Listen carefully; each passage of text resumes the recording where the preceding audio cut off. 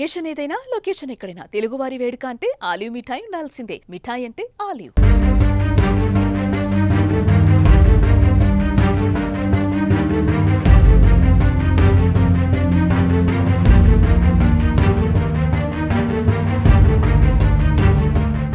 జమ్మూ కాశ్మీర్ పహల్గాం పాకిస్తాన్ ఉగ్రమూకలు సాగించిన నరమేధం యావత్ దేశాన్ని తీవ్రంగా కలచివేసింది. 26 మంది అమాయకుల్ని బలిగొన్న ఆ హేయమైన చర్యకు సరైన ప్రతిచర్య ఏంటి?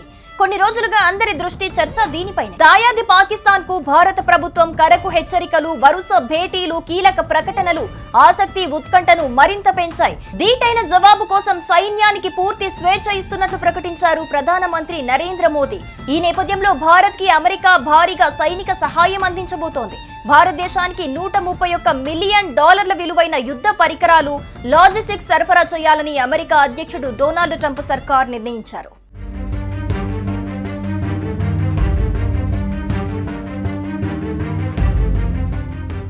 పెంటగాన్ కింద పనిచేస్తున్న defence security cooperation agency DSCA సైనిక సరఫరాకు అవసరమైన సర్టిఫికెట్ ఇచ్చిందని, ఈ విషయాన్ని US కాంగ్రెస్ కు తెలియజేసిందని అమెరికా విడుదల చేసిన ఓ ప్రకటన తెలిపింది.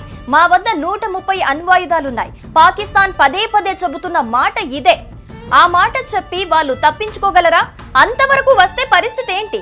ఇప్పటికే తీసుకున్న చర్యలు చూస్తే సరిహద్దుల మూసివేత, సింధు జలాల ఒప్పందం రద్దు, వాణిజ్యం బంద్ వంటి పరిణామాలతో అసలు పాకిస్తాన్ ఆర్థికంగా తట్టుకునే పరిస్థితుల్లో ఉందా అన్న ప్రశ్నలు తలెత్తుతున్న తరుణంలో ఆయుధాల సరఫరాకు అమెరికా ఆమోదం తెలపడం భారత్ కి మరింత బలాన్నిస్తోంది.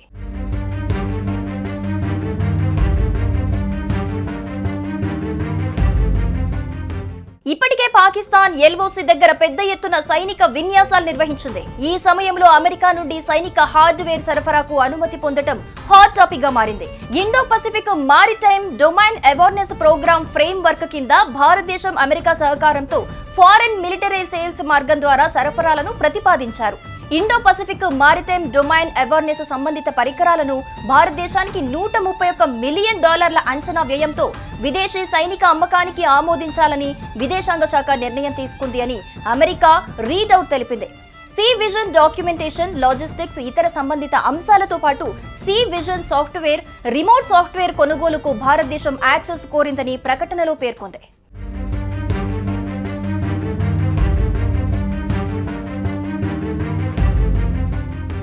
అధ్యక్షుడు ట్రంప్ గత వారం ప్రధాని మోదీతో మాట్లాడుతూ తమ సంపూర్ణ మద్దతు తెలిపారు.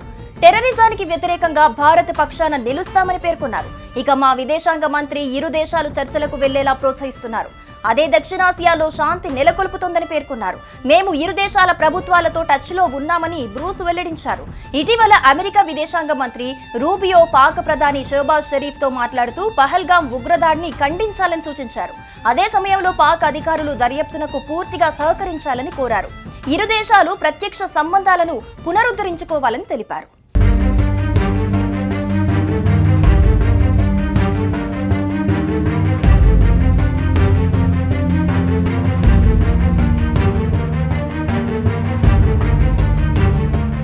సుమన్ టీవీలో మీ పర్సనల్ అండ్ బిజినెస్ ప్రమోషన్స్ కోసం కింది నెంబర్కి కాంటాక్ట్ చేయండి.